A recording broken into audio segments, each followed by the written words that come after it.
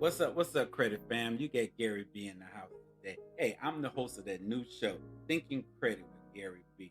Hey, I got 4 tips I want to share with you about how to manage your money. Tip number 1, take inventory of your finances.